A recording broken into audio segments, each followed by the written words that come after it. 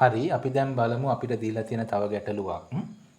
මේකේ තියෙන්නේ සුමට අර්ධගෝලයක් මත ස්කන්ධයක් තියලා තියෙනවා. අර්ධගෝලයේ අරය R.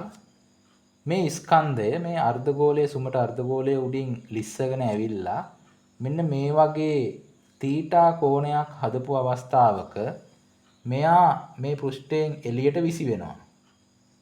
ඒ විසියන ප්‍රවේගය v කියලා ගමු. මේ අර්ධගෝලයේ අරය R.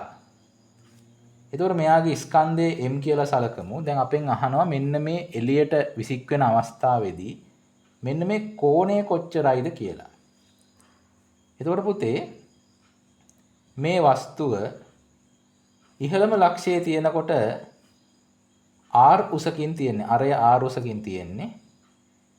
මෙතන ලම්බකතාවයේ බැලුවොත් එහෙනම් මේක අංශක 90යි. මේ කෝණය මේ අරය R මේ කෝණය θ. එහෙනම් මෙන්න මේ උස එනවා R cos θ කියලා. R cos θ කියලා. ඊළඟට මෙයාගේ බර ක්‍රියා කරනවා පල්ලෙහාට. මෙයාගේ බර අපි මේකේ ස්කන්ධය m කියලා ගමු. මෙයාගේ බර ක්‍රියා කරනවා mg කියලා පල්ලෙහාට. හරිද? එතකොට මේකේ අපිට මේ අවස්ථාවේදී ශක්ති සංස්ථිතිය දාන්න පුළුවන්. ශක්ති සංස්ථිතිය නියමයෙන් මට ලියන්න පුළුවන්. මෙන්න මේ අවස්ථාවේදී ඉහළ ලක්ෂයේදී mg මේ සම්පූර්ණ උස පුතේ r.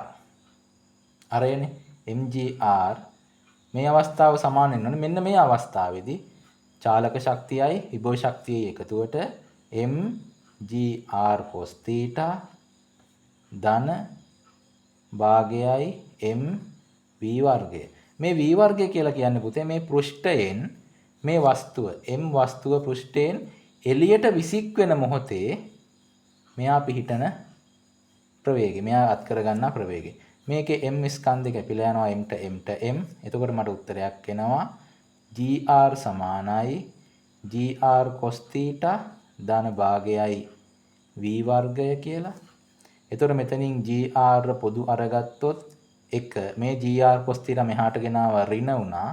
ඍණ cos θ සමානයි පුතේ මේ දෙකේ ඉලක්කම මෙහාට ගුණ කරමු 2 gr විදිහට v වර්ගය කියලා එනවා. මෙන්න v වර්ගයට මට එක ප්‍රකාශනයක් ආවා.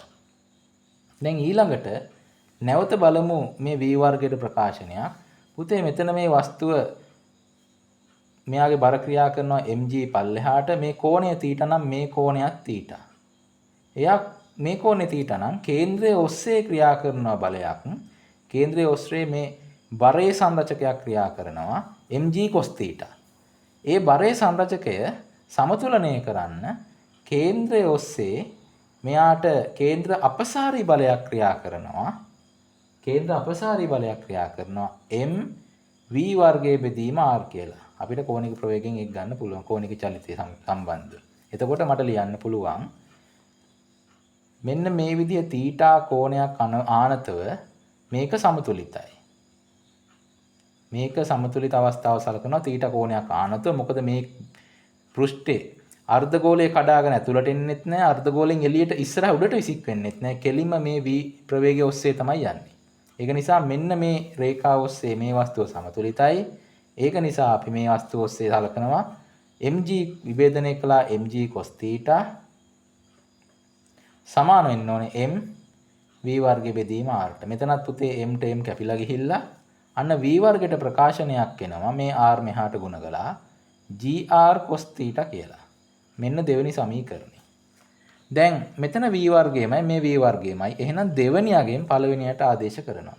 දෙකෙන් පළවෙනි සමීකරණයට ආදේශ කරපුවාම v වර්ගයට ලියන්න පුළුවන්. මෙතන එනවා 2gr 1 ඍණ cos θ සමානයි gr cos θ කියලා.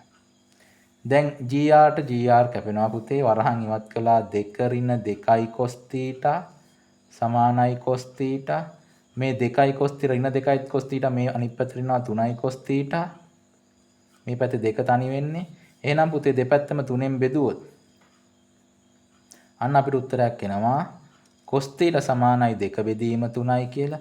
එහෙනම් පුතේ θ කියලා කියන්නේ cos inverse 2 බෙදීම 3යි.